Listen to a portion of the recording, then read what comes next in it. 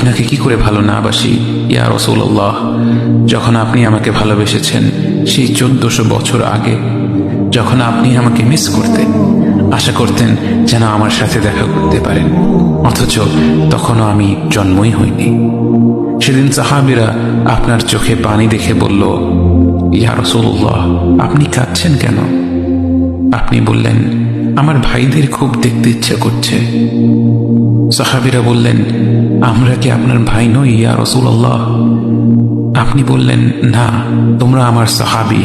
আমার ভাই হলো তারা যারা আমার পরে আসবে এবং আমাকে কখনো না দেখেও তারা আমাকে বিশ্বাস করবে। মৃত্যু শয্যায় শুয়ে আপনার অন্তরে এই চিন্তা ছিল যে আমাদের পরিণতি কি হবে। উম্মতি উম্মতি বলতে বলতে আপনি আপনার রবের নিকট ফিরে গিয়েছেন।